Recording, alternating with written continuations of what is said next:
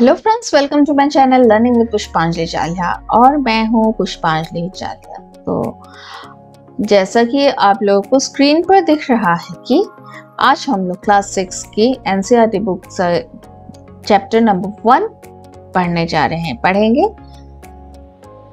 एक इम्पॉर्टेंट बात यह है कि जब हम लोग पढ़ते हैं तो हमें वर्ड का मीनिंग जानना बहुत ज़रूरी है। अगर आप लोग रीडिंग कर रहे हैं और आपको वर्ड का मीनिंग समझ में नहीं आ रहा है, कोई फायदा नहीं है। इसलिए पढ़ते वक्त you have to take one pencil, एक पेंसिल लेना है और जो भी हार्ड वर्ड मिले दैट शुड बी अंडरलाइंड, वो सारे अंडरलाइन करने हैं और अंडरलाइन करके ही नहीं छोड़ना है। उन वर्ड्स को फिर कॉपी में नोट डाउन करना है, डिक्शनरी निकालनी है, वर्ड का मीनिंग लिखना है। जब तक आप लोग वर्ड मीनिंग नहीं जानेंगे तो आपको पढ़ने में मजा नहीं आएगा। ओके, अब मैं आप सबसे एक बात पूछती हूँ कि आप लोगों को होमवर्क करना पसंद है? अभी आपको समर वेकेशंस भी आ रहे हैं, तो समर वेकेशंस में होमवर्क भी मिलेगी। तो आप में से किस किस को होमवर्क करना पसंद है? नहीं है या है? जरूर लिखिए कमेंट में। ठीक है, आज हम एक पैट्रिक नामक एक लड़के के बारे में पढ़ेंगे जिसे होमवर्क करना बिल्कुल भी पसंद नहीं था। उसे सबसे बोरिंग काम होमवर्क करने का ही लगता था। तो do you like homework? Do it yourself? क्या आप खुद से करते हैं होमवर्क और डू यू गेट हेल्प? क्या आपको हेल्प लेनी पड़ती है होमवर्क करने के लिए? What homework do you usually have? और किस तरह का होमवर्क आपको रहता है, ये आप लोग कमेंट में बताइए और आप अपने दोस्तों के साथ भी शेयर कीजिए। Who did Patrick's homework? तो अब हम पढ़ेंगे कि पैट्रिक का होमवर्क किसने किया, जो कि पैट्रिक को हमें पता है कि उसे होमवर्क करना पसंद नहीं था। Patrick never did homework. Patrick कभी होमवर्क नहीं करता था। Too boring, he said. उसे बहुत बोरिंग लगता था ये काम। He played hockey and basketball and Nintendo instead. वह होमवर्क करने के बदले में उसे क्या पसंद आता था? उसे हॉकी खेलना पसंद था, बास्केटबॉल खेलना पसंद था और निंटेंडो खेलना पसंद था। Nintendo is a video game. आप लोगों में से कौन कौन खेलता है जरूर बताइए। निंटेंडो जो है एक वीडियो गेम है। इसके अलावा आपको कौन कौन से गेम पसंद है? You can also tell me in comment box. Comment box में लिख के आप मुझे बता सकते हैं। His teachers told him, Patrick, do your homework or you won't learn a thing. उसके टीचर कहते हैं कि पैट्रिक अपना होमवर्क किया करो, अदरवाइज आपको कुछ भी समझ में नहीं आएगा। And it's true. Sometimes he did feel like an ignoramus. Ignoramus एक हार्ड वर्ड है, आपको न्यू वर्ड है। इसका मीनिंग क्या है? An ignorant person who lacks education. कि एक इग्नोरेंट पर्सन जैसा लगता है जो कि किसी काम का नहीं है, या फिर हर कोई इग्नोर करता है, अरे ये तो पढ़ाई नहीं करता, इस तरह का, उसे पढ़ाई नहीं आती, ऐसा उसे भी लगता है। क्या होता है कि आप लोग अगर एक्सपर्ट नहीं है पढ़ाई में या किसी चीज में, तो आप लोगों को खुद को ही लगेगा कि हाँ सबको आता है, मुझे नहीं आता है ना। तो इसी तरह का पैट्रिक को भी लग रहा है, उस वर्ड को कहते हैं ignoramus. But What could he do? He hated homework. लेकिन वो क्या कर सकता है? Because he hated homework. Hated यानी कि उसे बुरा लगता है होमवर्क करना। Then one day he found his cat playing with a little doll and he grabbed it away.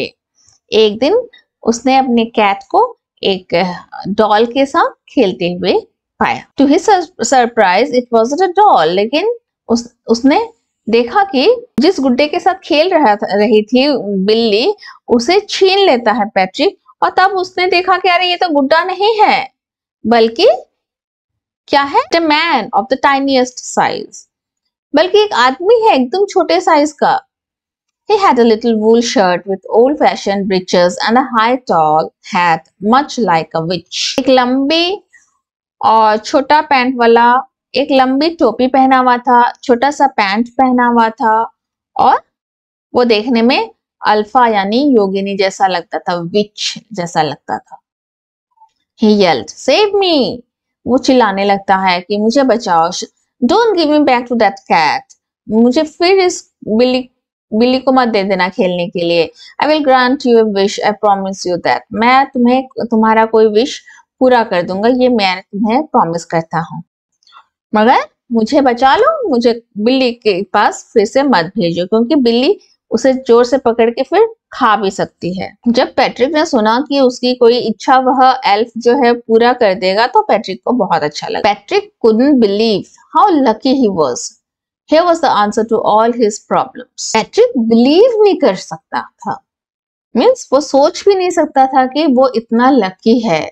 जो काम उसे अच्छा नहीं लगता था होमवर्क करने का, अब जबकि इस एल्फ ने प्रॉमिस की है तो वो सोच रहा था कि मेरा होमवर्क सभी मैं इसी एल्फ से करा सकता हूँ। So he said, only if you do all my homework till the end of the semester, that's 35 days.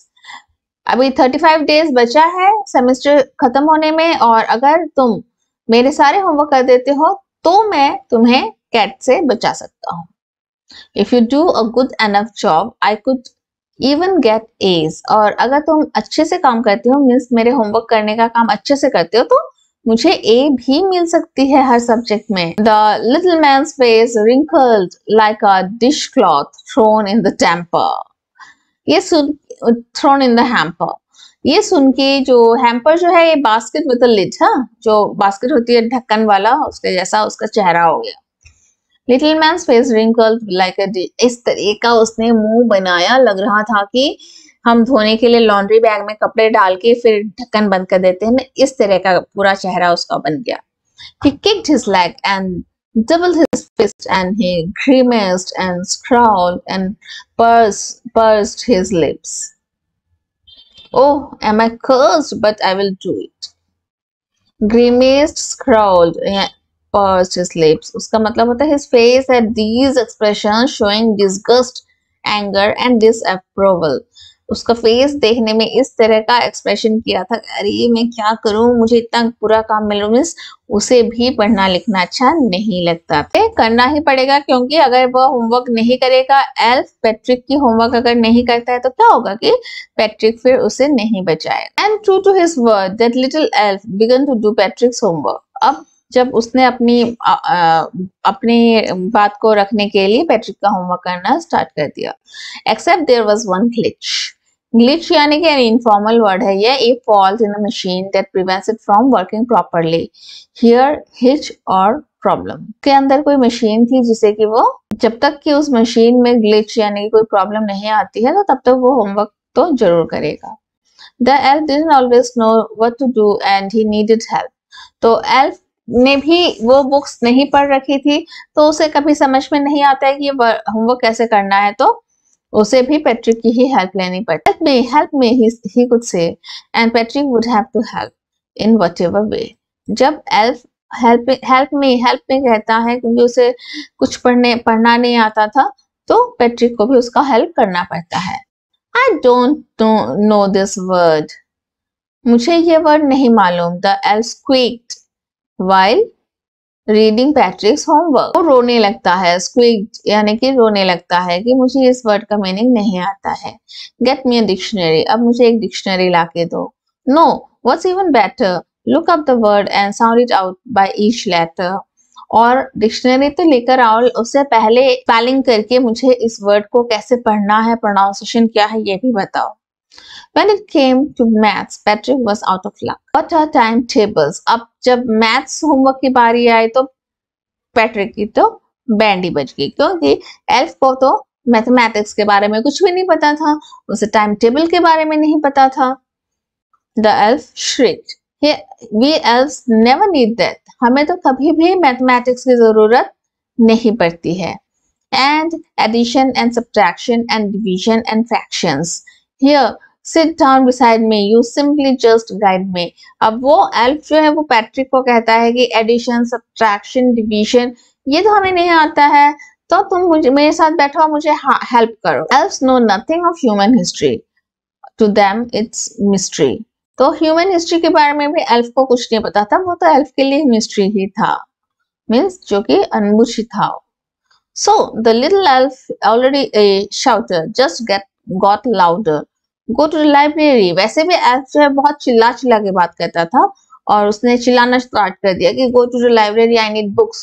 Library चले जाओ, मुझे बुक्स चाहिए, होमवर्क बिना बुक्स के वो कर नहीं पा रहा था। More and more books and you can help me read them too। क्या आप लोग भी कई सारे बुक्स पढ़ते हैं जब आपको होमवर्क करनी पड़ती है? टीचर्स जो हैं वो कई सारे बुक्स को पढ़ना पड़ता है आप लोगों को पढ़ाने के लिए भी। As a matter of fact, every day in every way, that little elf was a nag. Nag means one who troubles someone all the time by complaining or asking them to do something. Means जो नाग यानी कि वो इतना disturbing था, हमेशा Patrick को बुलाता रहता है, ये लाके दो, वो लाके दो, ये बुक लेकर आओ, इस वर्ड को पढ़ के सुनाओ, इसका स्पेलिंग बता दो। मीन्स हमेशा उसे पैट्रिक को तंग करता है। Was staying up nights, had never felt so weary, was going to school with his eyes puffed and bleary. और पैट्रिक को जागते रहना पड़ता था पूरा रात, वो सोने ही नहीं उसे मिलता था, और उसे स्कूल जाते वक्त क्योंकि उसकी नींद नहीं हो पाती थी रात को, एकदम आंखें सूजी हुई रहती थी और नींद में रहता था। Finally the last day of school arrived and the elf was free to go. 35 days के लिए उसने एल्फ को रखा था, तो लास्ट डे था उस दिन। As for homework there was no more. एक दिन का होमवर्क ही बचा था। So he quietly and slyly slipped out the back door. Slyly यानी secretively, एकदम चुपचाप से वो पीछे के दरवाजे से निकल गया। Patrick got his age, elf निकल के चला गया पीछे के दरवाजे से, और पैट्रिक को भी उसकी कॉपी में ए मिला। His classmates were amazed, his teachers smiled and were full of praise. हर कोई उसकी तारीफ कर रहा था, उसके क्लासमेट्स, उसके teachers, and his parents. They wondered what had happened to Patrick. अरे पैट्रिक को क्या हो गया, इतना अच्छा ए लेकर आया सब में। And means हम लोग बिना किसी के हेल्प के भी अगर अच्छे से पढ़े तो ए ला सकते हैं। His classmates were amazed, his teachers smiled and were full of praise, and his parents, they wondered what had happened to Patrick. He was now the model kid. अब वो सब कहते, देखो पैट्रिक ने मेहनत की तो उसे ए मिल गया, अगर आप लोग मेहनत करते हैं तो आपको भी ए मिल सकती है। Cleaned his room. अब पैट्रिक ने अपने रूम को साफ करना भी सीख लिया था। Did his chores. वो अपने सारे काम कर लेता था। Was cheerful, never rude. अब बुरी तरह रूडली बातें नहीं करता था, वो बिल्कुल हंसमुख बन गया था। Like he had developed a whole new attitude. और उसका एटीट्यूड ही चेंज हो गया था। Attitude is a feeling about someone or something. See, in the end, Patrick still thought he could make that tiny man do all his homework, but I will share a secret just between you and me. It wasn't the elf. Patrick had done it himself.